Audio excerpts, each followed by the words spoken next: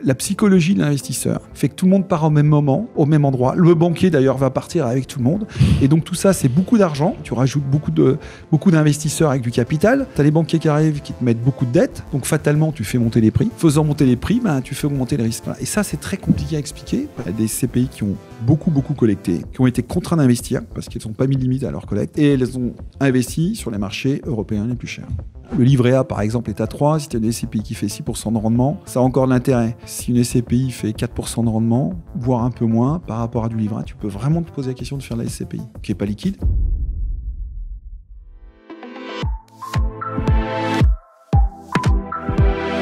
Bonjour à tous, bienvenue dans un nouveau Finari Talk. Le marché immobilier est en crise, ou pas. En tout cas, c'est le moment d'en parler. Et pour en parler, j'ai demandé à Frédéric Puzin de me rejoindre, cofondateur de Quorum, un des plus gros gérants immobiliers français, 7 milliards d'euros d'actifs sous gestion, plus de 250 collaborateurs, 17 pays couverts. Donc c'est vraiment c'est la première SCPI à être allée au-delà des frontières de notre beau pays. Salut Frédéric. Bonjour Monir. Comment ça va dans un marché en crise ? Très bien. Plutôt Moi, serein. j'aime les crises. Et tu me disais que c'était la 3e crise de la SCPI. Ouais, alors elle a déjà vécu 2 grandes crises. Une crise, mais là, t'es trop jeune pour t'en souvenir, je pense. 92. J'étais né, j'avais 2 ans. 91-92, voilà. Alors, il y a une grande crise générale de l'immobilier en France qui a d'abord touché l'immobilier résidentiel, puis ensuite l'immobilier professionnel. Et à l'époque, les SCPI étaient des outils de placement un peu hybrides. Ils avaient une particularité, elles avaient souvent ce qu'on appelle un capital fermé.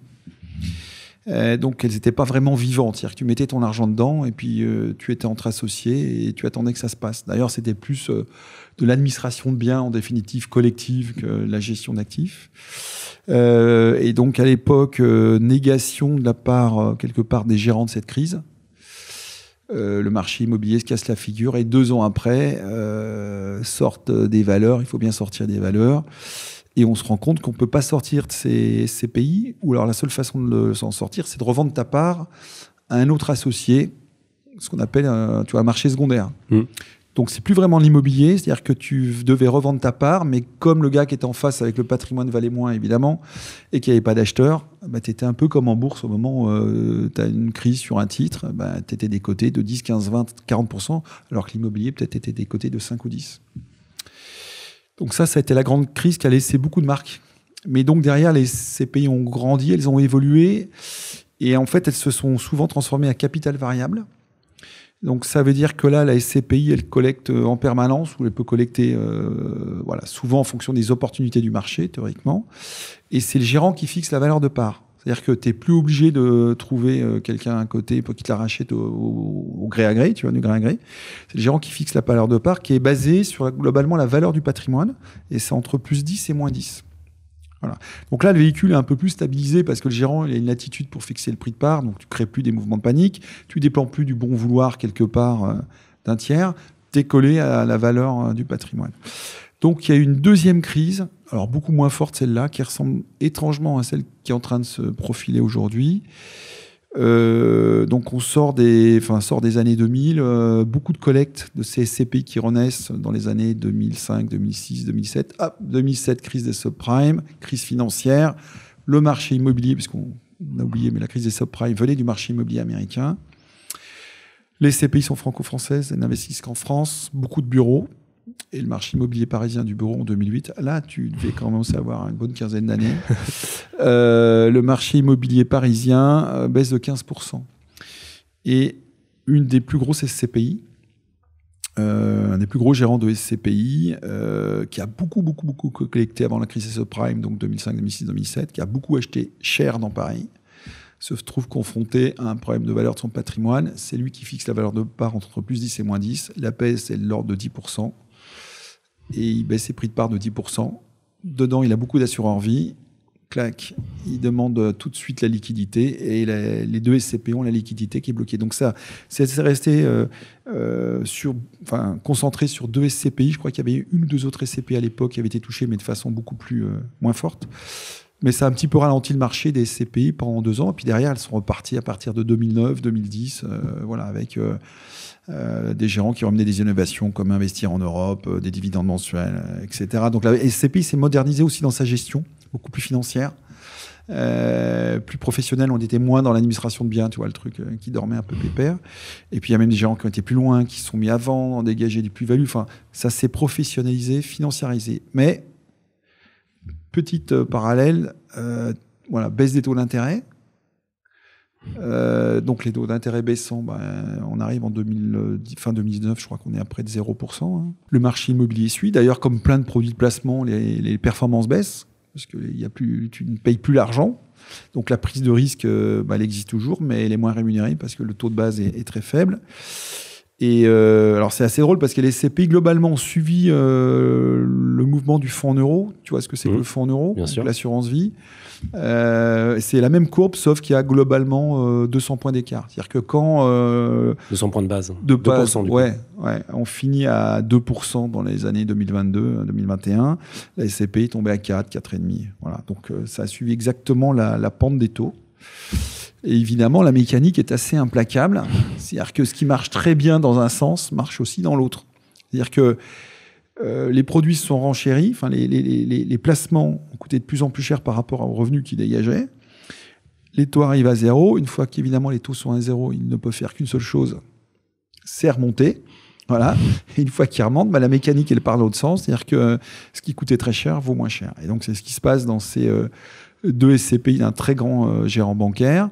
Beaucoup de collègues dans les années 2020, 2021, 2019, 2020, 2021, 2022. Et puis, guerre en Ukraine, inflation, hausse des taux d'intérêt. Pour lutter contre l'inflation, les États augmentent les intérêts. Et évidemment, ce qui valait 100 vaut moins que 100, dès lors que le revenu locatif est le même. Et donc, il y a un grand gérant de la place qui a annoncé, grand gérant bancaire. Amundi, pour ne pas les citer. Voilà, qui a annoncé des baisses de l'ordre de 10%, donc c'est pas rien. Et c'est à peu près la même histoire qu'on a eue en 2008. Alors maintenant, la question, c'est est-ce que ça va se propager ? Est-ce qu'il y a d'autres gérants qui sont concernés ou pas ? Voilà. Et toi, comment tu vois la suite pour Quorum ? Alors, je vais te donner un contexte général. D'abord, je pense que tous les gérants qui ont acheté très cher vont sans doute être confrontés à la même problématique. Maintenant, dans quelle proportion ? C'est ce que je te disais. Le gérant peut fixer le prix de part entre plus 10 et moins 10.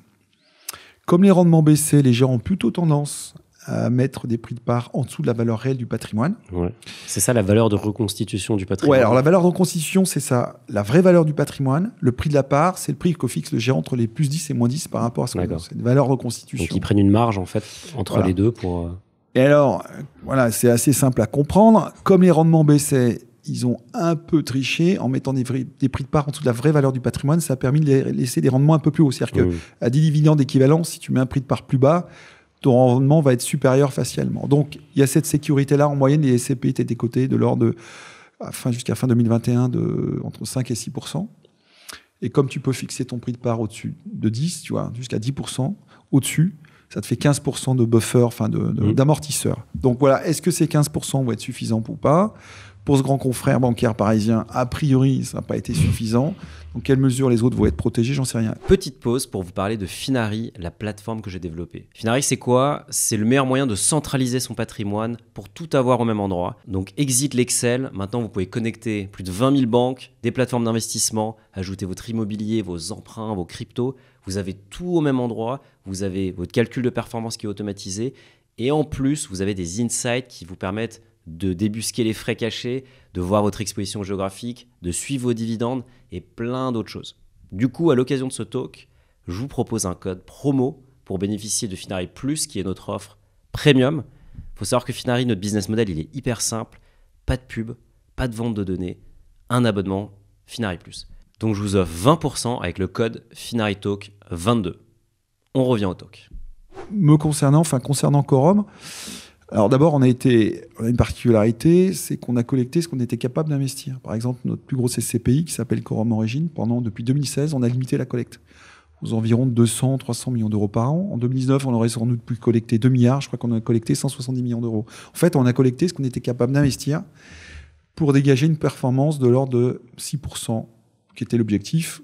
Alors, on a toujours fait plus, mais l'objectif, c'est de faire 6%. 6% brut.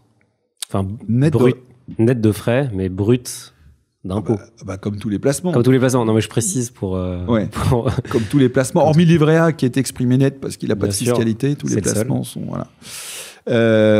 Et donc, pour faire cette stratégie, on a été d'abord extrêmement... on a été là où on considérait que le marché était raisonnablement cher. Donc pas trop cher, donc un truc, on va dire juste de commerçant. Hein. On a été là où il y avait moins de vendeurs moins d'acheteurs que de vendeurs. Ça existait dans les dernières années aussi. Ah oui, après il fallait choisir son marché. Donc pour choisir son marché, il fallait pas tomber dans le panneau de la petite musique qui est celle du consensus. En gros, crise du Covid. Ok, le réflexe c'est de se dire on va faire de la santé, on va investir dans l'immobilier de santé. Alors c'est une idée de génie. Le problème, c'est qu'il y a beaucoup de génies sur Terre, notamment parmi les gérants, les investisseurs immobiliers en France, et notamment parmi les génies les gérants de SCPI. Donc tout le monde est parti faire de la santé. Sauf que la santé, c'est une niche extrêmement étroite dans l'immobilier. Donc déjà un marché où il n'y a pas beaucoup de choses à vendre. Mais en plus de ça, quand tout le monde s'est mis à vouloir faire de la santé, les prix ont explosé. Même chose pour la logistique depuis quelques temps. Donc voilà, donc ça c'est des thématiques. Alors c'est sympa parce que l'investisseur il se dit tiens ce truc-là c'est dans l'air du temps, ça me paraît logique. Mais le problème c'est qu'il porte en lui-même les toxines qui vont faire que tu es obligé d'acheter très cher. Et donc plus tu vas acheter cher, plus tu prends des risques. Tu prends d'autant plus de risques que le marché est trop. Parce que le jour où le marché se retourne, tu te retrouves, t'as le sol qui s'évapore sous tes pieds. Donc nous, on a été plutôt contrariants de ce point de vue-là. On a investi en Espagne en 2012. Alors ça, c'est de la vieille histoire déjà. Mais 2012, pour les plus jeunes, je rappelle que c'est une grande crise immobilière qui avait suivi les subprimes et la crise grecque. On a été aux Pays-Bas en 2014, marché aussi déprimé. Donc on a acheté dans de très bonnes conditions. On a créé une SCPI en 2018, juste après le Brexit. Alors pourquoi aller investir en Angleterre juste après le Brexit ? Parce que la livre était passée de 1,50 à 1,10, donc on achetait dans de meilleures conditions. Puis le marché immobilier s'était effondré de l'ordre de 20 à 25%. Donc voilà, comment dirais-je ? Une approche assez reptilienne voilà, et assez brutale. On va faire des affaires là où il n'y a plus d'acheteurs et on considère qu'il y a un potentiel de valorisation parce qu'il y a des fondamentaux et surtout, on a des locataires qui payent des loyers, donc qui nous permet de délivrer des rendements élevés. Ce qui veut dire qu'on n'a pas acheté en Allemagne et en France, ce qu'ont fait les CPI qui ont le plus collecté, parce qu'il y avait des thématiques d'investissement qui faisaient qu'on achète sur des marchés sérieux, que sont l'Allemagne et la France. Sauf que ce sont les marchés les plus chers. Et le sérieux en immobilier, pour moi, est un thème très relatif. Mais évidemment, en achetant sur les marchés les plus chers, on prend plus de risques. Voilà. Et ces évolutions de prix de part, ils vont être liées à des CPI qui ont beaucoup collecté, qui ont été contraints d'investir, parce qu'elles n'ont pas mis de limite à leur collecte, et elles ont investi sur les marchés européens les plus chers. Donc pour Quorum, on est, de ce point de vue-là, relativement détendu, parce qu'on a été plutôt, d'abord, raisonnable sur la collecte, on a su la freiner quand il le fallait, et puis on a su accélérer quand il le fallait sur les marchés qui nous semblaient opportuns pour dégager à la fois des potentiels plus-values, mais aussi dégager des rendements élevés. Et il y a une chose qui est assez facile à comprendre, c'est que si tu as une SCPI qui fait 6% en plus, quand les taux d'intérêt sont à 3, 4 ou 5, elle a encore de l'intérêt. Ou quand le livret A, par exemple, est à 3, si tu as une SCPI qui fait 6% de rendement, ça a encore de l'intérêt. Si une SCPI fait 4% de rendement, voire un peu moins par rapport à du livret A, tu peux vraiment te poser la question de faire de la SCPI, qui n'est pas liquide. Qui n'est pas liquide, ouais.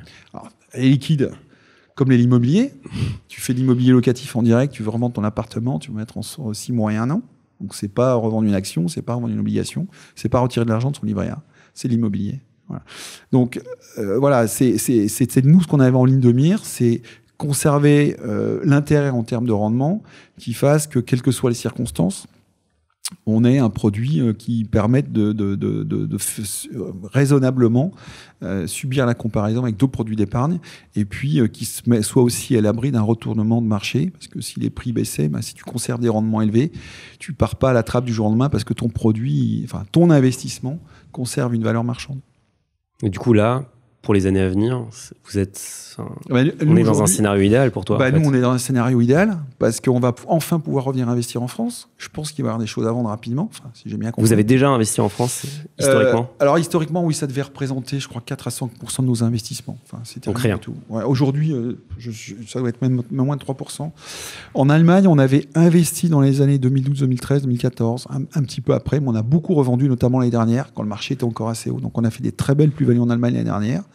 Ce qui fait que on va pas subir les plus-values sont peut-être les pertes de tes petits confrères. On va savoir, on n'en sait rien. Voilà, et ce côté opportuniste, on a l'acquisition comme à l'investissement. Donc, chez Quorum, on fait pas de la rocket science, on fait juste des choses assez simples que tout le monde peut comprendre. Mais le premier des points, la première des disciplines, c'est en fait, le métier de gérant est un métier facile et compliqué. Mais si tu penses d'abord à la performance de tes fonds, donc l'intérêt de tes clients, il faut savoir être raisonnable dans la collecte, surtout quand le marché est cher. Voilà. Et c'est la même chose pour l'endettement. Quand le marché est cher, vaut mieux éviter de mettre trop de dettes parce que tu prends un risque. Parce qu'une SCPI peut mettre du levier Bien sûr. dans son fonds. Ok. C'est quoi le taux d'endettement d'une SCPI? Alors, chez Quorum, on est plutôt à 10%. Mais tu as certaines SCPI, des très grosses SCPI, qui sont sur ces marchés chers, qui ont investi sur les marchés chers, qui montent jusqu'à 30-40%. Donc, c'est la mécanique aussi inéluctable que quand les taux d'intérêt baissent, une fois qu'ils arrivent à zéro, ils peuvent faire qu'une seule chose, c'est remonter. Donc, quand les taux d'intérêt baissent, les prix augmentent. Donc, tu peux dégager des plus-values. Quand les taux d'intérêt remontent, les prix baissent. Et donc, potentiellement, tu vas dégager des moins-values. Alors, si tu achètes, tu vas faire des bonnes affaires. Eh bien, l'effet de levier, c'est pareil. L'effet de levier, tu sais en quoi ça consiste. C'est-à-dire que si tu mets de 100 de capital pour acheter un actif que tu vas revendre 120, ton gain, il va être de 20. Donc, tu vas avoir un gain de 20 sur 100, de 20%. Par contre, si tu mets 50% de dette, donc tu vas acheter ton actif 100, tu vas mettre 50% de capital, 50% de dette. Si tu le vends 120, tu vas rembourser ta dette de 50, donc 120 moins 50, ça va te faire 70. Donc, tu auras mis 50 de capital, tu auras un gain de 20, 70 moins 50, donc tu auras un gain de 40%. 20 sur 50, ça fait 40%. C'est magique. C'est magique. Ouais. Le problème, c'est que ça marche aussi dans l'autre sens. C'est-à-dire que si ton actif, au lieu de le revendre 100, tu le vends 80, tu vas rembourser ta dette, il va te rester 30. Tu auras mis ton capital de 50, tu vas perdre 20. Voilà. Donc l'effet de levier, pour ça que nous on en a très peu mis, on a mis dans les pays dans lesquels on savait qu'on a des perspectives de valorisation fortes. Par contre, aujourd'hui, si je pouvais, c'est aujourd'hui que je mettrais un maximum de dettes, que les immeubles coûtent moins cher, qu'ils offrent des rendements élevés, et surtout des perspectives de plus-value importantes parce que le marché est redescendu, il s'est refroidi. Le problème, c'est que maintenant, il faut trouver des banques qui acceptent de prêter. Et donc, on retrouve dans le problème du consensus, c'est qu'une banque, aujourd'hui, elle va prêter moins facilement pour faire de l'immobilier qu'elle le faisait il y a 2 ans quand le marché était très cher. Donc, c'est potentiellement moins risqué et plus raisonnable, en tout cas. Mais exactement. Et tout ça est absolument contre-intuitif. C'est contre-intuitif. Mais malheureusement, la psychologie de l'investisseur fait que tout le monde part au même moment, au même endroit. Le banquier, d'ailleurs, va partir avec tout le monde. Et donc, tout ça, c'est beaucoup d'argent. Tu rajoutes beaucoup d'investisseurs avec du capital. Tu as les banquiers qui arrivent, qui te mettent beaucoup de dettes. Donc, fatalement, tu fais monter les prix. Faisant monter les prix, tu fais augmenter les risques. Voilà. Et ça, c'est très compliqué à expliquer parce que c'est pas forcément la chose la plus évidente à comprendre. Et tout ça relève de la psychologie globale. Enfin, tu es investisseur, je suis investisseur. C'est vrai que tu n'as pas envie d'aller dans un truc où ça se passe mal. Généralement. Oui, mais il faut aller dans le truc qui a fini de mal se passer ou qui est arrivé au bout de son process de dégradation pour aller acheter, pour aller se positionner.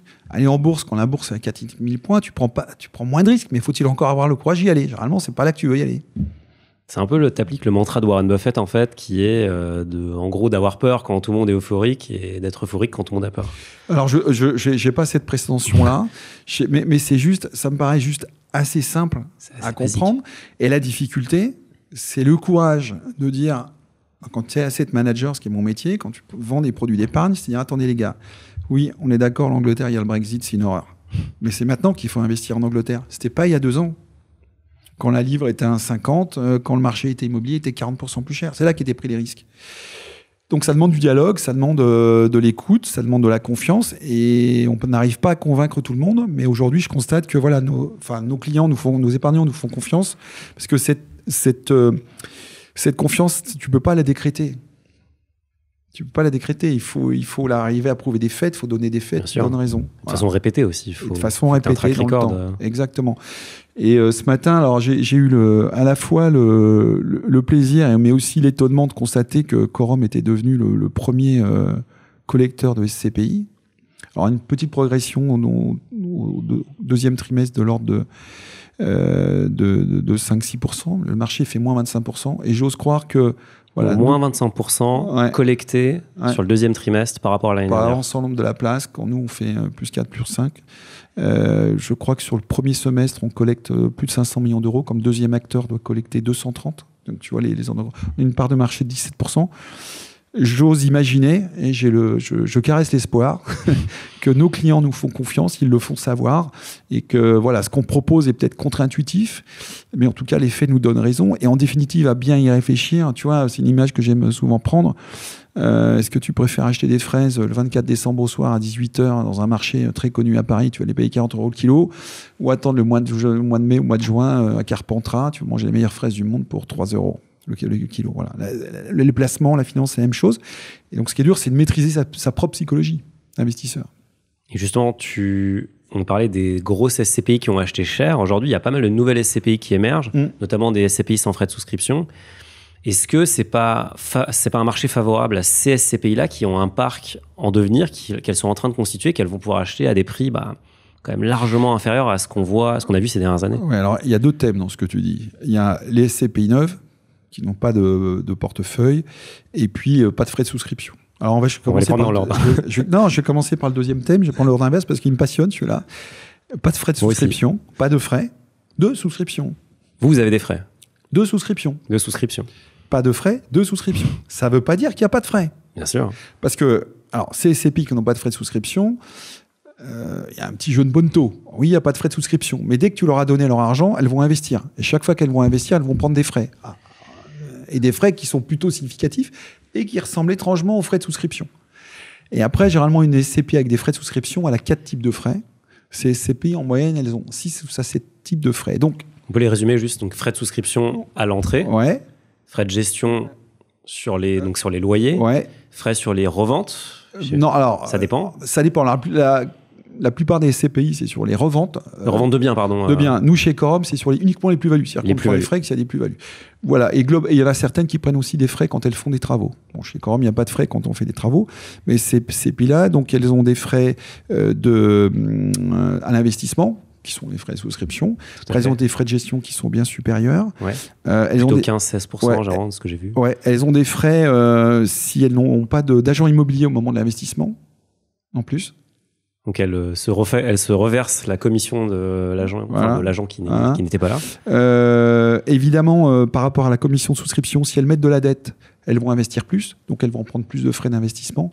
Voilà, donc je pourrais toutes les citer, mais en gros, il y a 5 ou 6 lignes. Et globalement, sur une durée de détention qui est de l'ordre de 10 ans, l'équation est exactement la même. Alors, ça, c'est le premier point sur cette histoire de frais. Mais encore une fois, c'est les frais de souscription. Moi, je vois quand même un avantage aux frais de souscription, pour terminer sur ce sujet des frais, c'est que les frais de souscription, tu fais de l'immobilier. SCPI, c'est de l'immobilier.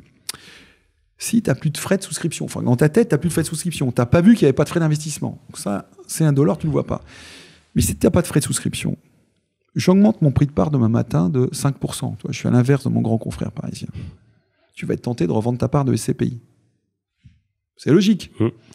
Et comment moi, je fais pour gérer des fonds immobiliers si tous mes investisseurs peuvent rester 1 an et ressortir?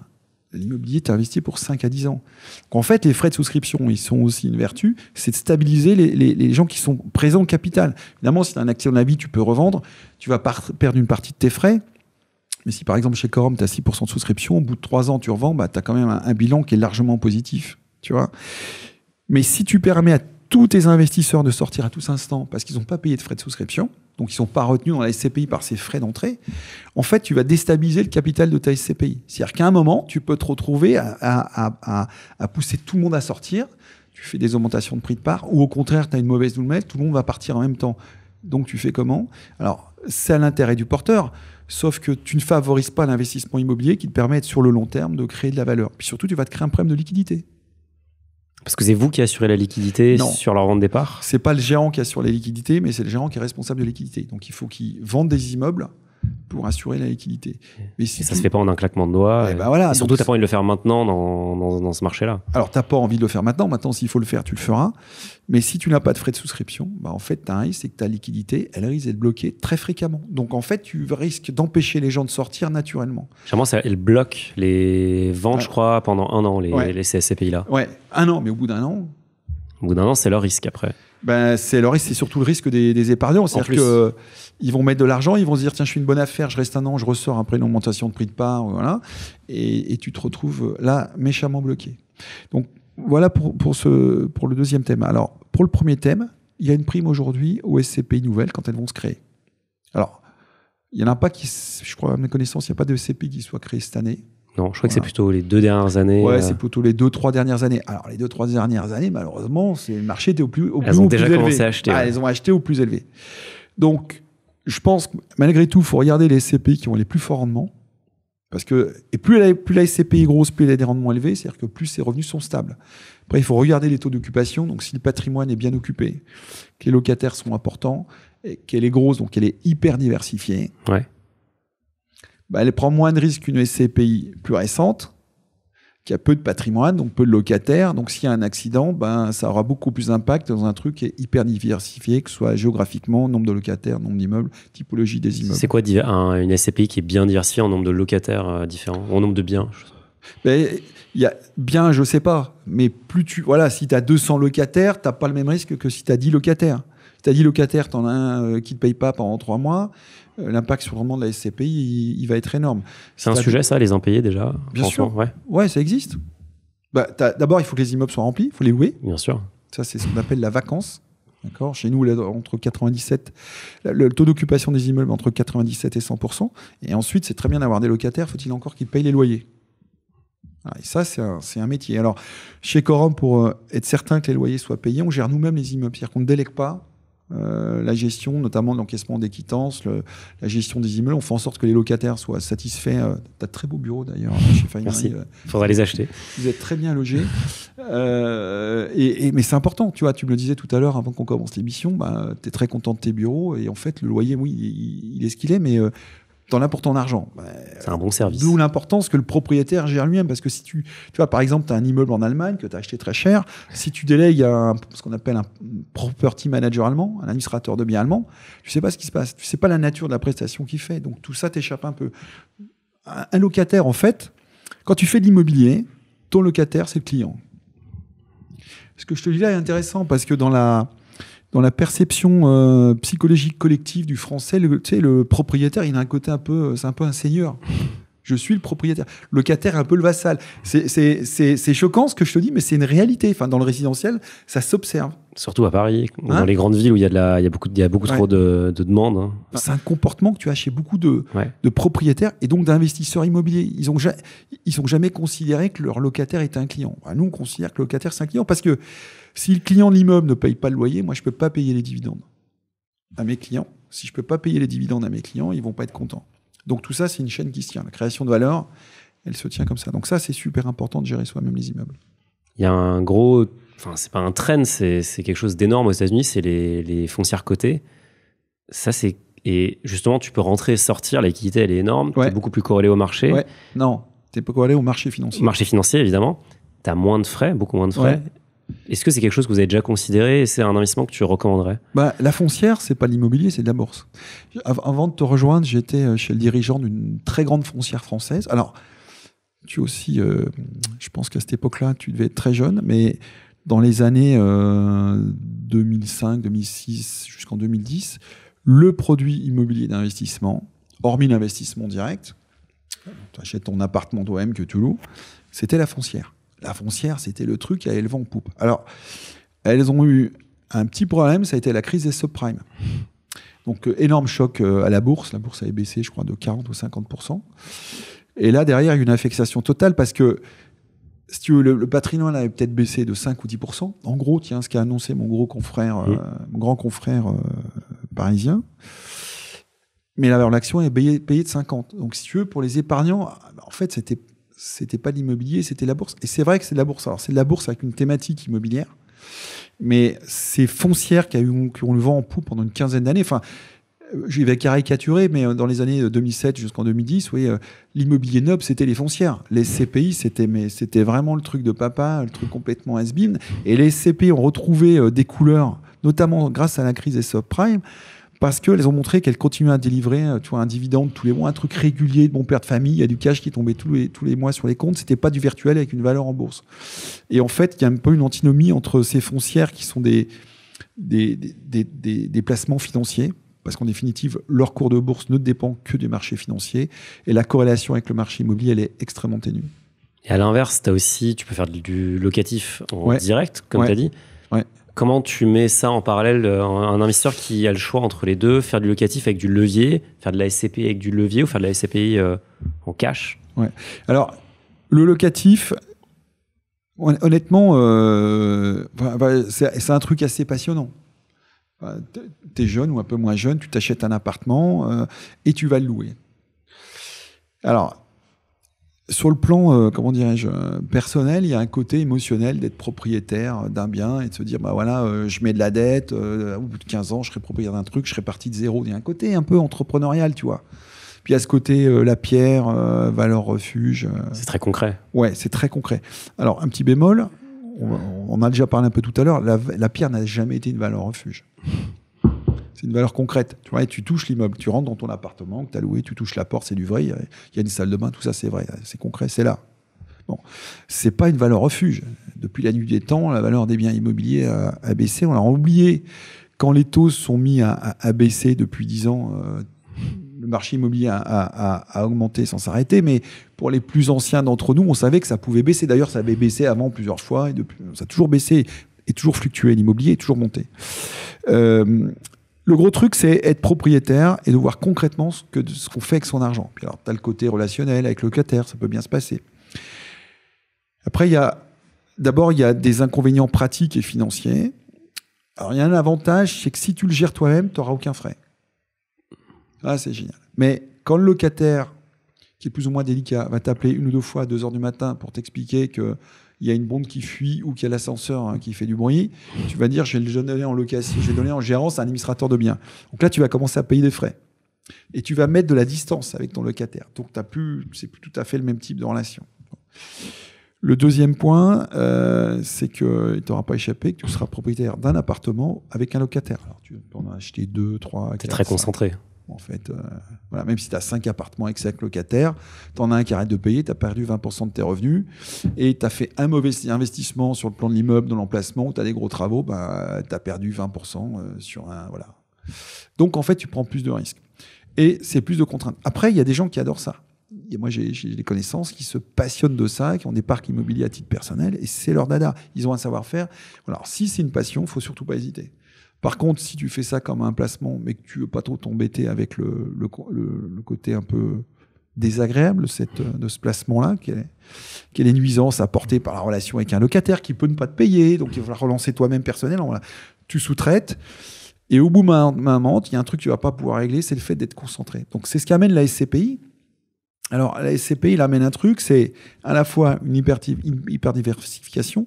Faut-il pour autant qu'elle soit assez grande, qu'elle soit aussi pas trop spécialisée sur un secteur, parce que tu peux, à une certaine échelle, tu peux redupliquer le même problème. On parlait tout à l'heure en antenne des SCPI de santé. Une SCPI de santé, c'est très bien, c'est une très bonne idée pendant la crise du Covid. Le problème, c'est que le marché de l'immobilier santé, c'est un marché très étroit. Donc, si tu as beaucoup d'investisseurs même qui viennent investir dans ce marché-là, puis qui repartent tous en même temps, tu vas augmenter, tu vas vivre à une échelle beaucoup plus grande ce que tu aurais fait toi avec ton investissement personnel. Donc la SCPI, normalement, elle est là pour amener beaucoup de diversité. Alors, tu peux y répondre en mettant à côté plein de SCPI qui ont des stratégies différentes. Ça, c'est une très bonne façon de procéder. Ou alors, tu peux investir dans une SCPI hyper diversifiée. Donc, tu vas te retrouver avec 200 locataires. L'avantage, c'est que c'est l'immobilier entreprise, donc des très grandes entreprises. Alors, il y a un autre aspect, c'est que c'est quand même beaucoup plus facile d'être dur pour te faire payer ton loyer dans la négociation du bail avec une boîte comme H&M ou Zara qu'avec la petite dame ou le jeune étudiant à qui tu vas confier ton appartement. Puis alors ça, si tu confies à un jeune étudiant fort sympathique au demeurant, tu peux le retrouver dans un drôle d'état parce qu'il aura fait 3-4 fêtes et il n'aura pas pris conscience que tout ça coûte cher à réparer et que tu vas lui demander de remettre un certain nombre de choses en état. Voilà, des grands locataires, il n'y a aucun problème. Ils vont te rendre les immeubles en bon état. Si par aventure, ils ne te payaient pas pendant les 2 mois, tu vas pouvoir être beaucoup plus dur et généralement, tu arriveras à tes fins. Donc voilà ce qu'amène la SCPI. Alors après, la SCPI, elle a des frais. Donc il y a tous les frais qu'on a évoqués tout à l'heure. Mais comme les rendements, ils sont exprimés net de frais, faire un placement immobilier, alors la moyenne du marché l'année dernière, c'était 4,5%. Je reconnais que par rapport à un livret A, c'est pas terrible, hein. Après, tu as des CPI qui font mieux. Chez Corum, on arrive à faire aux environs de 6%, plus ou moins, mais aux environs de 6%. C'est quand même pas si mal. T'entends parler de rien, tu touches un dividende tous les mois, tu peux réinvestir d'ailleurs automatiquement. Donc, tu vas pouvoir aussi bénéficier des reventes, des plus-values. Tu ne paieras des honoraires que si des plus-values existent. Et donc, tu peux avoir une performance globale, c'est-à-dire que le dividende plus les plus-values dégagées qui peut être intéressante. Alors après, oui, il y a l'accident qui est la baisse du prix de part. Voilà. Donc ça, c'est ce qu'il faut éviter. Mais malgré la baisse du prix de part, je crois que c'était la démonstration que faisait mon grand confrère. Il expliquait que sur 20 ans, le TRI de son placement était supérieur à 6 ou 7%. Et tout le monde n'est pas là pour faire l'immobilier sur 15 ou 20 ans. Voilà. Donc, la SCPI, elle a beaucoup d'avantages. Elle a des inconvénients. C'est vrai que ça coûte cher en gestion. Alors, essaye de faire toi-même mieux que 6% de dividendes par mois et puis des TRI de 7 ou 8. Ça peut se faire. Bien sûr, tu peux le faire tout seul. Mais il faut savoir s'impliquer. Pour arriver à ce résultat-là, il faut y mettre un petit peu d'énergie. Et tu recommanderais du coup d'avoir plusieurs SCPI chez plusieurs gérants différents ? Ça c'est pas mal, ouais. Ça, se faire un panier de SCPI. Mais alors, ça veut dire qu'après, il faut savoir lire les comptes des SCPI, lire les documents. Il faut savoir lire les taux d'occupation financiers.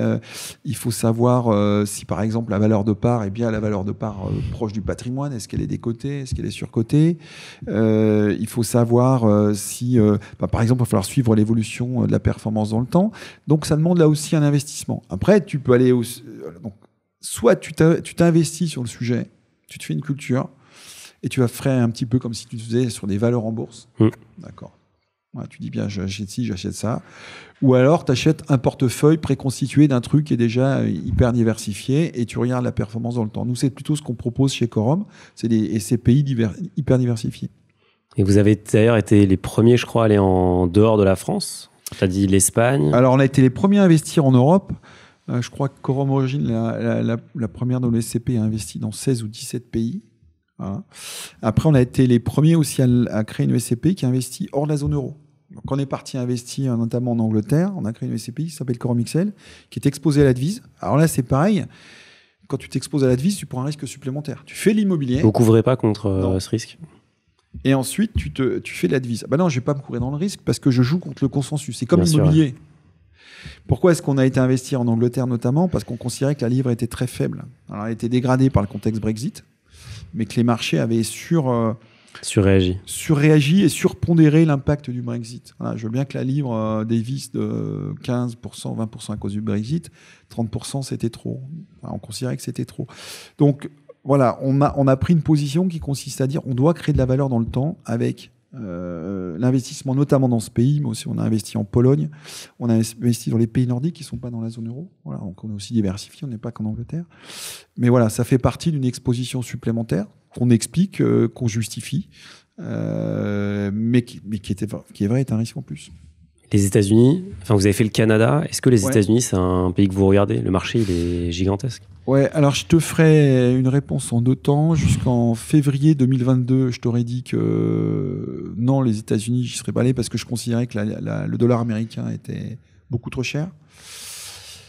Et puis il y a eu cette guerre en Ukraine. Moi, à titre personnel, je pensais que la guerre en Ukraine allait faire l'Europe. L'Europe économique, l'Europe de la diplomatie, l'Europe de la défense, bref, qu'on allait se rapprocher, être plus fort ensemble, et force est de constater qu'on a défait l'Europe et qu'on a refait les États-Unis. Voilà. Donc c'est d'ailleurs assez intéressant parce qu'en définitive, tu dis les Européens généralement ont leur argent dans leur propre pays, très peu en dehors de l'Europe. Donc nous, c'est ce qu'on a essayé de faire avec nos SCPI, c'est d'emmener les épargnants français faire l'immobilier en Europe, hors de la France. Mais en définitive, la plupart des citoyens du monde ont de l'argent aux États-Unis. La plupart. Les Asiatiques, ils ont beaucoup d'argent aux États-Unis, ils sont les Australiens, enfin tous les anciens pays du Commonwealth, investissent aux États-Unis parce que c'est quand même aujourd'hui, c'est quand même un pays qui sur le plan diplomatique est le grand leader de ce qui se fait dans les grands mouvements de géopolitique dans le monde. Il a quand même une économie qui est forte, avec notamment beaucoup d'industries de pointe et des technologies. Il y a les GAFA. Alors même si en ce moment ça tousse un peu, en termes de brevets, le nombre de brevets déposés par an, des vrais brevets. Alors, le nombre de brevets, c'est les Chinois, mais les brevets qui créent de la valeur, c'est les Américains. Ils ont la première armée du monde. L'Europe se met derrière les États-Unis pour sa propre défense. Ils fournissent aujourd'hui l'Europe en énergie fossile, notamment le gaz de schiste. L'Allemagne a remplacé le gaz russe par le gaz de schiste américain. Donc en définitive, M. Poutine a redonné les clés du monde économique, financier, politique et militaire aux Américains. Et je pense que pour un Européen, ça me paraît très logique de mettre une partie de son épargne aux États-Unis. Voilà. Je ne peux pas t'en dire plus. Tu peux pas m'en dire plus.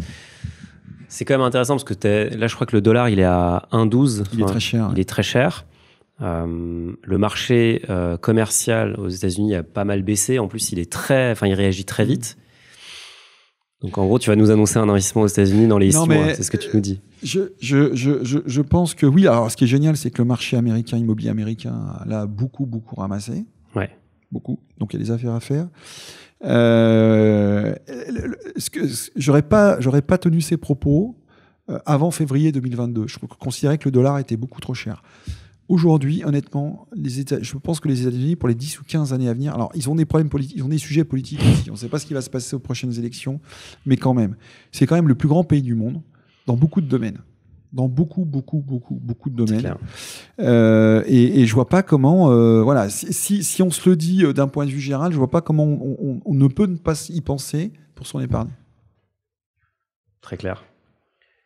Tu as beaucoup parlé de votre esprit contrarien, d'aller là où le consensus ne veut pas aller, donc peut-être aux États-Unis, peut-être ailleurs. Est-ce que tu peux nous expliquer aussi la méthode pour trouver les biens qui vous intéressent? Comment vous identifiez les secteurs, les biens, les types de locataires auxquels vous voulez proposer un service? Alors déjà, c'est le truc très reptilien dont je te parlais tout à l'heure. Tout le monde part en courant. Allons voir ce qui se passe. Alors on sait pourquoi tout le monde part en courant. Maintenant, est-ce que tout le monde part en courant pour les bonnes raisons? Et ça peut être à l'échelle d'un pays, ça peut être à l'échelle d'une région, ça peut être à l'échelle d'un immeuble. Il faut essayer de comprendre les raisons. Et des fois, tu te rends compte que les raisons qui font que les gens partent en courant relèvent plutôt de la croyance que des faits. Alors, l'Espagne avait une croyance qui était l'issue de la crise des subprimes. Mais en 2012, on se rend compte chez Quorum que tous les Espagnols ont payé très cher la crise. Les retraites avaient baissé, les indemnités chômage avaient baissé, tous les citoyens payaient beaucoup plus d'impôts, enfin tout le monde avait payé. Beaucoup d'austérité budgétaire. Énorme austérité budgétaire. Et tous les Espagnols avaient payé. Et en fait, le secteur bancaire avait été nettoyé, ils avaient fait le grand ménage dans l'immobilier. En fait, ils avaient assaini le pays. Donc la décote qui était vraie en 2008-2009, elle n'était plus du tout vraie. Elle n'avait plus raison d'être à ce niveau-là en 2012. Et pour autant, la croyance, moi je me souviens, j'ai discuté avec un grand confrère qui m'avait dit en 2012, je t'interdis d'aller investir en Espagne, tu vas salir à la profession. Tu vois un petit peu le truc. En fait, il restait dans le reste de l'Europe une vision de l'Espagne.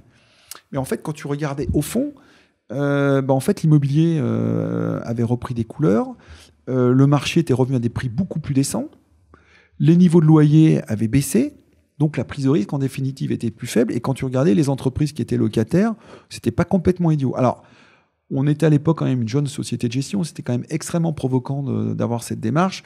Donc on avait quand même choisi pour nos premiers investissements des locataires allemands, des filiales de groupes allemands dont les loyers étaient garantis par la maison mère en Allemagne. On se disait ça va rassurer un peu. Bon, t'es allé chez Bosch en gros Oui, à l'époque, c'était une marque de MediaMarkt, l'équivalent d'Arty en Allemagne, qui avait des mails. Voilà, donc on avait c'était le groupe Métro, le loyer était garanti par le groupe Métro. Alors, c'était des rendements complètement dingues de plus de 8%. On a vendu ces immeubles d'ailleurs avec une plus-value de 25%, 4-5 ans plus tard, une SCPI française, d'ailleurs, je tiens à le faire. Voilà. Donc ça, tu vois, c'est à l'échelle d'un pays, t'as la croyance, t'as ce qui se dit, mais allons voir les faits. Voilà. Ça peut être à l'échelle, ce que je te disais, alors on a fait exactement la même chose en Irlande.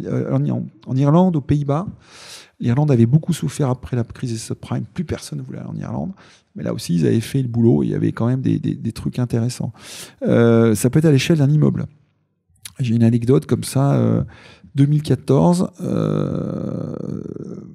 la plus grande banque allemande qui s'appelle Deutsche Bank annonce des provisions énormes dans ses comptes suite à la crise grecque. En fait, ils avaient prêté beaucoup d'argent à la Grèce. Et la Grèce n'étant plus solvable, ils passent des provisions qui viennent dégrader fortement les comptes de Deutsche Bank et sa solvabilité. Là, même réflexe, un peu pavlovien, c'est problème, donc opportunité.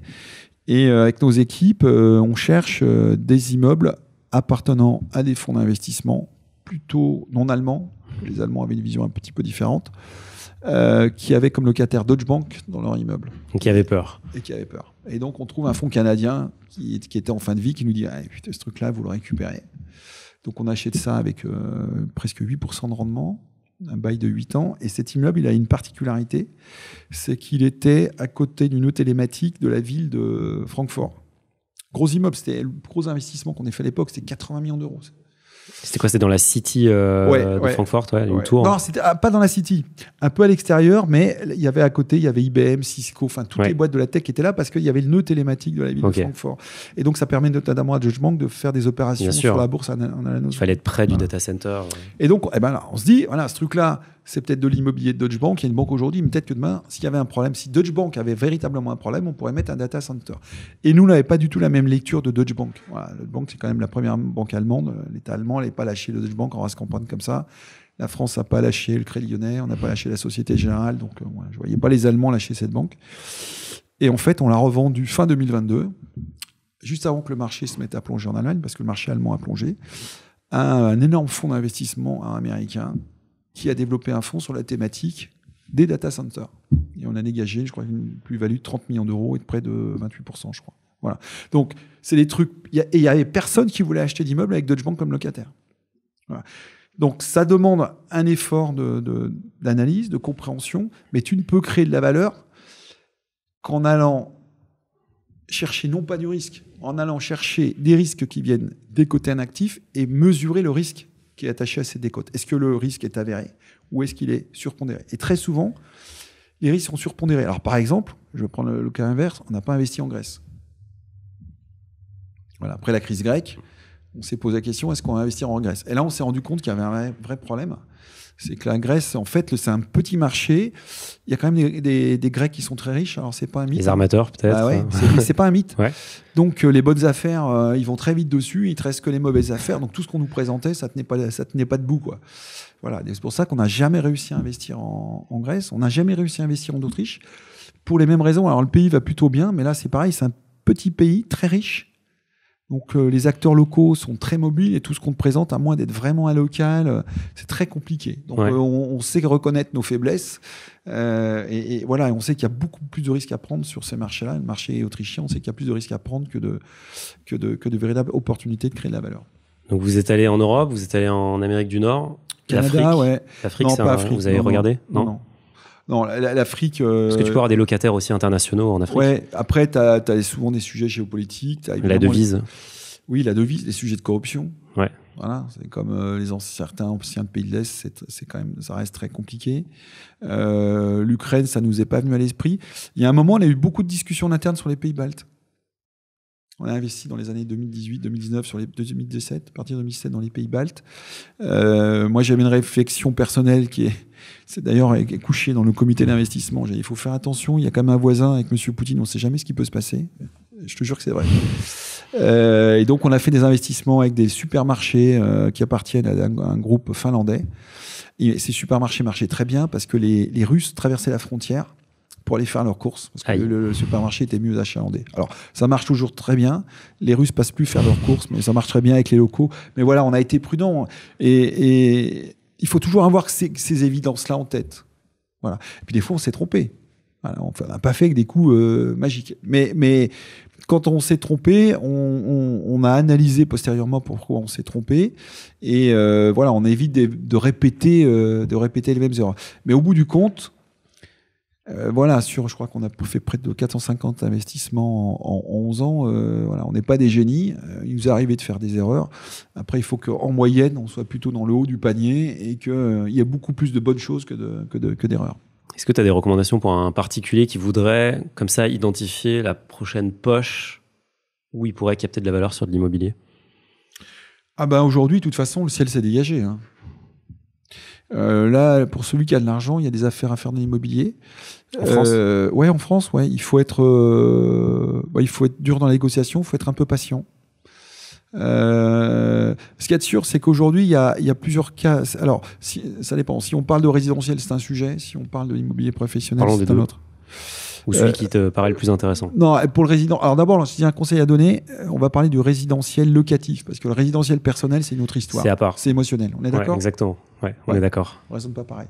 Pour le résidentiel locatif, surtout, il va se passer un truc là. C'est tous les investissements de défisc qui ont été faits il y a une dizaine, quinzaine d'années, ils vont être débouclés. Alors le truc magique, c'est qu'évidemment, tu as des immeubles complets qui ont été défiscalisés, on peut être certains cas vendus à de très grosses SCPI qui ont acheté des blocs d'immeubles complets et qui donc vont être obligés de vendre en même temps. Puis après, tu as des particuliers. Tu as des acteurs du secteur qui ont fait investir leurs clients individuels en achetant des blocs complets. Sauf qu'au bout du programme de défisc, tu vas te retrouver avec tout le monde va vouloir vendre en même temps parce que tu n'as plus l'avantage fiscal. Et comme c'est du résidentiel qui a été acheté très cher, par définition, ce que tu fais pour défiscaliser les promoteurs, bien sûr, ils t'attendent au tournant. Ils t'ont attendu au tournant. Donc, tout le monde va revendre en même temps. Et donc, évidemment, quand tout le monde revend en même temps, ça baisse. C'est un problème de l'offre et de la demande. Hein. C'est vieux comme la nuit des temps. Donc là, je pense que c'est les gens qui vont avoir un peu de discernement, il va y avoir des affaires à faire. Donc, c'est acheté en bloc aussi si tu peux. Alors après, il faut faire du résidentiel, il faut aussi bien regarder. Voilà, mais si tu achètes avec une grosse décote, même si tu as un peu de vacances, c'est pas une mauvaise affaire. Ouais. Voilà. Mais il faudra acheter avec des grosses décotes. Après, dans l'immobilier professionnel, alors là, les tickets sont tout de suite plus importants. De façon générale, l'immobilier de bureau, il y a des affaires à faire. Nous, on regarde beaucoup l'immobilier de bureau en France, parce que comme plus personne veut en faire et que tout le monde part en courant, parce que soi-disant tous les immeubles de bureau sont vides. Télétravail. Donc, faut plus faire d'immobilier de bureau. Ça, c'est génial. Ça, c'est absolument génial. Tu vois que toi et moi, on est entrepreneurs, on a tous les deux des bureaux dans Paris. Voilà, t'es content d'avoir trouvé ces bureaux-là, qui est quand même pas un truc facile à trouver. C'est clair. Et pour ton entreprise, pour créer de la valeur, tu as besoin d'avoir des collaborateurs qui travaillent dans de bonnes conditions, même si certains d'entre eux font des tout-travail, donc tu as besoin de bureaux. Donc, il y a quand même des acteurs des entreprises qui ont besoin de bureaux. Voilà. Je rappellerai, et ça t'aura peut-être pas échappé, que Google a décidé de ramener tout le monde au bureau.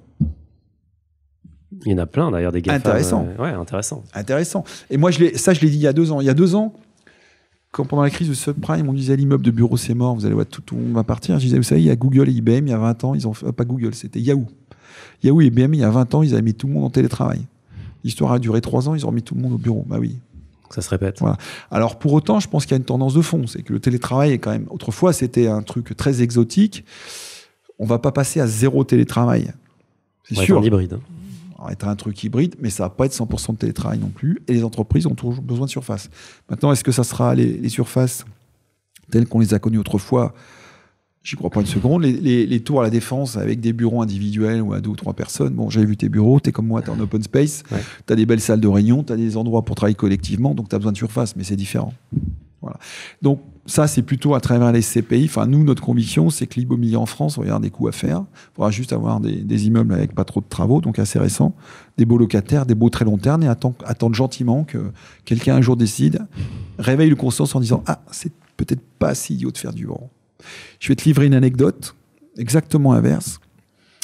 Donc, on a parlé de la crise des subprimes, l'immobilier aux États-Unis, résidentiel, voilà, qui déclenche une crise financière qui arrive en Europe. En France, évidemment, la bourse s'effondre et l'immobilier de bureau est touché parce que les entreprises ont des problèmes suite à cette crise financière. Tous les investisseurs avant la crise des subprimes ne juraient En fait, quand tu voulais faire l'immobilier professionnel, tu voulais être pris au sérieux, il fallait acheter les plus beaux immeubles dans Paris. Du jour au lendemain, les immeubles dans Paris se retrouvent vides ou presque. Pas tous, hein, mais beaucoup d'immeubles, beaucoup de vacances, ou des locataires qui ne payent plus. Tu as notamment des grands cabinets d'avocats américains, des fonds d'investissement, notamment dans private equity, qui du jour au lendemain disparaissent. Et donc, les grands investisseurs institutionnels, les compagnies d'assurance, les banques, se disent, mais en fait, c'est quand même bien d'avoir, comme locataire, une entreprise qui crée de la valeur. Et là, il y a un truc complètement ringard qui reprend toute sa splendeur, c'est le commerce. Avant, je me souviens, avant 2007, 2008, alors les investisseurs dans le commerce, c'était les gueux de l'immobilier. Ah ouais, t'as acheté une boutique dans Paris. Ah oui, t'as acheté un centre commercial. C'était pas l'immobilier noble. Et du jour au lendemain, il y a une révélation. Ah oui, ce qui compte, c'est pas l'évolution de la valeur, c'est le fait d'avoir des revenus récurrents et un locataire qui est attaché à l'immeuble parce qu'il crée de la valeur pour l'immeuble. Le commerce. Parce qu'il a le fonds de commerce, le gars part pas comme ça, il est obligé de payer s'il veut rester, donc je suis sûr d'avoir moins à payer. Et donc d'un seul coup, du jour au lendemain, tout le monde veut faire du commerce. Et le commerce qui offrait jusqu'en 2007-2008 des rendements de l'ordre de 7-8%, au bout de 2 ans, le rendement du commerce descend à 6, 5, 4. Voilà. Et on est même arrivé sur le commerce qu'on appelle prime dans le jargon. Je crois que sur les Champs-Élysées, je crois que c'est l'Apple Store qui a dû s'acheter 2017 ou 2018 de l'ordre de 2,3-2,4%. Bon, ça, je crois que c'est un fonds canadien qui avait acheté.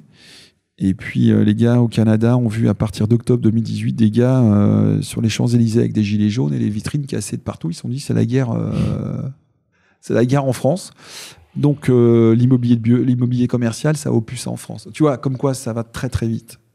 Et de fait, vu de l'extérieur, tu peux tirer des conclusions qui font que tu vas considérer qu'un actif n'a plus de valeur. En fait, il faut toujours essayer de rentrer dedans, essayer de comprendre. Et donc, la période qu'on est en train de vivre, là, elle est juste formidable pour investir. Dès lors que tu as du cash, tu n'as pas de dette. Pour terminer, je voulais parler d'un sujet un peu plus perso. Toi, tu investis dans l'immobilier tous les jours depuis plus de 10 ans. Tu as fait de l'obligation avant. Frédéric, il investit dans quoi pour son patrimoine à lui ? Alors, moi, j'ai horreur des immeubles, sauf à titre personnel pour ma résidence principale. Donc toi, t'aimes pas l'immobilier. J'ai bien ma maison. Non, j'aime pas les immeubles, j'adore les locataires. J'adore les entreprises.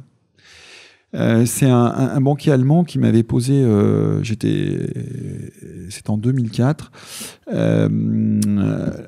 le monde l'a oublié, alors ça m'a fait marrer parce que quand tout le monde achetait très cher en Allemagne, en 2004, il faut comprendre que le marché allemand, suite à la réunification, le marché immobilier allemand était sinistré. Il y avait une grande crise économique en Allemagne.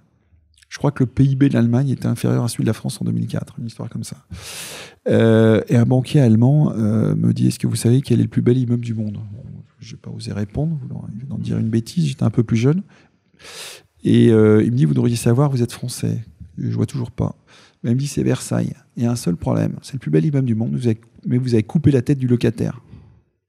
Voilà. Donc, moi, j'aime pas l'immobilier, j'aime les locataires, parce que c'est le locataire qui paye le loyer, c'est lui qui crée la valeur. Après que moi, je me débrouille pour bien acheter au bon moment, et que j'arrive à trouver un gars qui, 4-5 ans après, va me l'acheter plus cher, ça, c'est le marché immobilier, c'est les mecs de l'immobilier. Je ne sais pas faire ce que font les mecs de l'immobilier, à savoir faire du développement, me dire, tiens, cet immeuble, je vais faire des grands travaux, je vais le repositionner sur le marché, etc. Parce que je ne sais pas de quoi va être fait le lendemain. Je ne sais pas ce qui va se passer dans l'économie. Je ne sais pas comment un locataire va recevoir tous ces investissements que je vais faire. Par contre, acheter un immeuble fait avec un locataire dedans, au meilleur prix possible, en me disant, là, je me donne une chance de le rendre plus cher, je sais faire. Donc, à titre personnel, pour répondre à ta question, d'abord, moi, je fais beaucoup d'immobilier indirectement parce que la valeur de mon entreprise, en grande partie, elle dépend de l'immobilier. D'accord ? Donc, quelque part, je suis extrêmement corrélé avec l'immobilier. Non, je fais de l'obligation d'entreprise. Alors, tu sais que j'en fais aussi à titre professionnel. Bien sûr, ouais. On en gère un peu plus d'1 milliard. Et on fait exactement la même stratégie que dans l'immobilier, mais je suis moins exposé dans l'obligataire que dans l'immobilier. C'est pour ça que j'en fais à titre personnel. Et après, moi, j'adore les crises. Voilà. Mon grand fait d'armes, il est dans l'immobilier à la bourse. On parlait de foncière tout à l'heure, en 2008. J'ai liquidé tout ce que j'avais à titre personnel. J'ai été voir mon banquier, je lui ai dit, tu peux me mettre combien de dettes en plus de tout ce cash ? Il m'a dit, qu'est-ce que tu veux faire ? Je vais acheter des foncières en bourse. Mais il me dit, t'es complètement malade, t'as vu, tout s'est cassé la figure. Je dis, c'est maintenant qu'il faut acheter. Donc j'ai fait un panier dans lequel j'ai acheté toutes les foncières en bourse en 2008, mars 2008.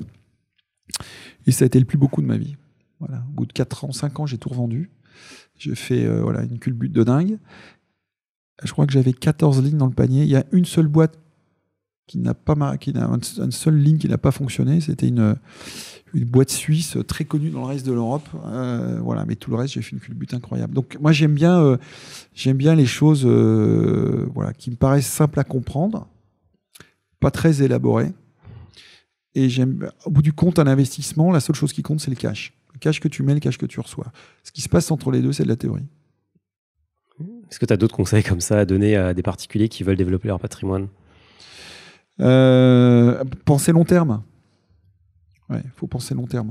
J'ai toujours de la bourse, mais j'ai de la bourse que je garde sur le très long terme. En action ou via des fonds ? En action. Voilà. Et j'ai des convictions sur ces entreprises. Françaises, européennes, américaines ? Ouais, un peu tout. Et je garde sur le long terme. C'est quoi le long terme pour toi ? C'est 20 ans. Ça, c'est ton horizon d'investissement. Ouais. Et je fais pas tout comme ça, je garde une poche de liquidité évidemment, mais si tu penses pas long terme, tu as créé ton entreprise, ok ? Tu penses long terme. Quand tu l'as créé, t'as fallu du temps pour préparer ton projet. Tu sais que tu vas créer de la valeur, tu as une entreprise qui rencontre un grand succès, mais tu sais que tu vas créer de la valeur, mais il te faut du temps, ça se fait pas du jour au lendemain. Tu as rencontré des partenaires pour les faire entrer à ton capital, il a fallu y convaincre. Tout ça, ça prend du temps. Beaucoup de temps, ouais. Et on est dans un monde, malheureusement, où on a oublié que pour créer de la richesse, il fallait du temps. Alors après, tu as des mecs qui gagnent au loto. Ouais, Kylian Mbappé, il gagne beaucoup d'argent d'un seul coup. Ouais. Mais il s'entraîne depuis qu'il a 3 ans. Oui, mais les gens ne le voient pas, ça. Les gens après, tu as Elon Musk. Voilà, mais tu ne deviens pas D'abord, tout le monde n'est pas Elon Musk, puis tu ne deviens pas Elon Musk du jour au lendemain, de même que Bill Gates. Donc, il y a des histoires magiques. Tout le monde n'a pas des histoires magiques. Moi, je crois beaucoup aux histoires de gagne petit. Il faut du temps. Et quand tu laisses le temps aux choses et que tu as un peu de discernement, surtout que tu t'emballes pas sur des trucs qui sont les trucs de l'instant, je pense que tu mets beaucoup de choses de ton côté. Il faut aussi rester un petit peu liquide pour savoir saisir les bonnes opportunités. Donc, quelle part de ton patrimoine tu garderais en cash ou toi tu gardes en cash ? Je vais te le dire autrement, plus c'est cher, plus je suis liquide. Donc tu étais très liquide fin d'année dernière. Ouais. Plus c'est cher, plus c'est liquide. Il y a un truc que je comprends pas aujourd'hui, c'est la bourse. Le niveau de la bourse aujourd'hui. Pour moi, c'est le seul truc qui soit pas ajusté. Le marché obligataire, c'est ajusté tout de suite parce que les taux d'intérêt, c'est mécanique. Ouais. Le marché immobilier, il a mis un an et demi à s'ajuster. Bah oui, tu vas pas faire de l'immobilier à 4 quand les taux sont à 5. Alors, les mecs de l'immobilier ont mis du temps à comprendre. Enfin, moi, ils ont compris que ce qui est très intéressant, c'est que le marché immobilier s'est dit, moi, ça vaut 4, donc mon immeuble vaut 100, donc je le vends pas. Ouais, mais attends, il y a un principe de réalité. Si je peux faire 5 avec du DAT, je vais pas t'acheter ton immeuble à 4. Donc, les choses s'ajustent. Mais la bourse aussi chère, je pense qu'il y a une énorme confusion. C'est-à-dire que oui, les résultats des entreprises sont bons, mais quand on y regarde de plus près, le meilleur exemple, c'est l'industrie automobile. Tu sais que ça fait que 2 ans que l'industrie automobile n'a jamais fait autant de résultats. Ouais. Mais quand on y regarde de plus près, ils vendent moins de voitures. Par contre, ils les vendent plus cher. Ils font plus d'efforts commerciaux. Ils font aussi moins de com. Donc, résultat, ils ont amélioré leur marge. Donc, ça veut dire qu'ils ont réussi à impacter l'inflation. Enfin, ils ont impacté plus que l'inflation. Donc, mécaniquement, ça fait exploser les résultats. Ils ont moins de charges. Ils ont plus de chiffre d'affaires au global, mais ils vendent moins. Qu'est-ce qui se passe le jour, d'accord, où ils sont obligés d'ajuster les prix à la baisse parce qu'il y a moins d'acheteurs. Et je suis désolé, quand les taux d'intérêt sont élevés, il y a moins de crédit à la consommation, il y a moins de crédit à l'investissement, donc normalement, tu vas avoir moins de commandes. C'est en ça que je dis que la bourse aujourd'hui, le niveau de la bourse est décorrélé de la réalité, à mon avis, de ce qui se passe dans les entreprises.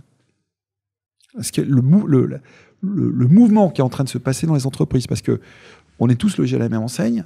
Si tu n'as plus de crédit chez ton banquier, tu ne vas plus acheter la même résidence principale. D'ailleurs, tu ne pourras peut-être plus la payer. Tu ne pourras peut-être plus changer ta voiture, payer les études de tes gosses. C'est mécanique. Et donc, les taux sont très élevés.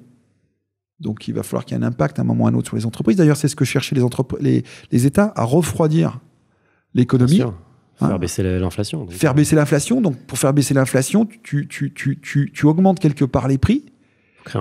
Tu crées un choc, mais tu réduis la consommation et l'investissement. Mais au bout d'un moment, s'il n'y a plus de commandes, Ça se reflète dans les prix, la valorisation des boîtes. Exactement. Et les prix vont baisser parce qu'il n'y aura plus de clients. Si tu as moins de clients, fatalement, les prix vont baisser.